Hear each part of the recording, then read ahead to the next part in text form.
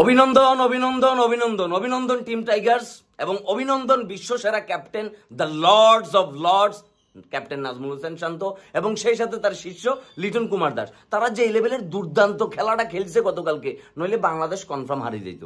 তাদেরকে আমি এই কারণে অভিনন্দন জানাইতেছি যে গতকালকে তারা খুব দ্রুত গতিতে আউট হয়ে যাওয়ার কারণে বাকি ব্যাটসম্যানরা রান করতে পারছে এবং বাংলাদেশ 160 রানের মতো একটা টার্গেট দিতে পারতেছে।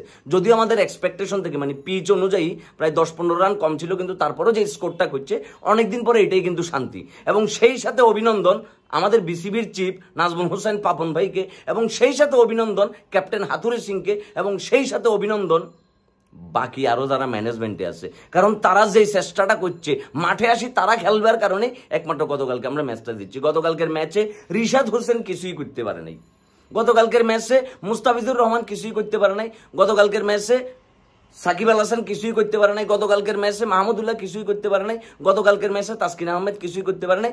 যত কিছু করবে আর সবকিছু করছে একমাত্র লিটন কুমার দাস এবং নাজমুল হোসেন শান্ত। তাদেরকে উচিত বিসিবির পক্ষ থেকে লাল গালিচা সংবর্ধনা দেওয়া, কারণ তারা যদি গতকালকে এই লেভেলের ইম্প্যাক্টফুল ইনিংস যদি না খেলতো, বাংলাদেশ কিন্তু কোনোভাবেই গতকালকে নেদারল্যান্ডসের সাথে জিততো না। গতকালকে নেদারল্যান্ডসও কিন্তু কি ম্যাচ এটা বাইর করে ফেলছিল, একমাত্র নাজমুল হোসেন শান্ত ভাই আর লিটন কুমার দাস এই দুইজনের বদলতে আমরা কিন্তু ম্যাচটা জিতে গেছি। এই জন্য আমরা তাদের কাছে চিরকৃতজ্ঞ, এবং অতীতে আমি তাদেরকে নিয়ে যত কথা বলছি সেটার জন্য কিন্তু আমি ক্ষমা প্রার্থী ভাইয়া। আপনারা দুর্দান্ত অপ্রতিরোধ্য মাথা নষ্ট পাগলাটে খেপা লেভেলের খেলা খেলবার কারণে বাংলাদেশ টিম কিন্তু এখন সুপার হিটের পথে। দুর্দান্ত খেলছেন ভাইয়া, মানে জাস্ট মাথা নষ্ট ভাইয়া। মানে আপনি যখন বলছিলেন যে আপনার শিষ্যরে যে চাবুকের মতো ব্যাট চালাই দিব, আপনার শিষ্য চাবুকের মতো ব্যাট চালাই ভাইয়া, দুর্দান্ত বাজে লেভেলের খেলা খেলি এক রানে আউট হয়ে গেছে। আপনিও কিন্তু সেম, গুরু এবং শিষ্য এই যে আপনাদের মিল মোহাম্মদ, এই যে আপনাদের পেয়ার, এটা দেখে আমি খুবই আনন্দিত। বাংলাদেশের প্রত্যেকটা ক্রিকেট ফ্যান কিন্তু যথেষ্ট পরিমাণে তারা কিন্তু খুশি, তারা খোশ মেজাজে আছে, কারণ পরবর্তী আমাদের ম্যাচ কিন্তু নেপালের সাথে ম্যাচটা আমাদের খুব একটা বেশি হার্ড হওয়ার কথা না, যেহেতু নেদারল্যান্ডসের সাথে আমরা ম্যাচটা দিতে গেছি, সুতরাং নেপালের সাথে আমরা খুব ইজিলি জিতে যাবো বলে এটা আমরা বিশ্বাস করি। আর এই সকল কৃতিত্ব কিন্তু একমাত্র শুধু আপনাদের গুরু এবং শিষ্য এই দুইজনের।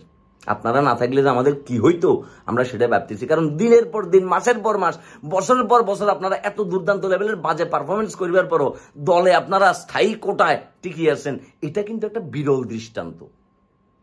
ক্রিকেটের ইতিহাসে আপনাদেরকে মমি বানাই, ক্রিকেটীয় মিউজিয়ামে, ক্রিকেটীয় জাদুঘরে আপনাদেরকে রাখা উচিত। এটা আমি একজন ফ্যান হিসেবে, একজন ভক্ত হিসেবে আমার জোর দাবি এটা। গতকালকে আপনারা ম্যান অফ দ্য ম্যাচ হয়েছেন এবং আপনাদেরকে লাল গালিচার সংবর্ধনা দেওয়া হবে আপনারা যখনই দেশে ফিরবেন।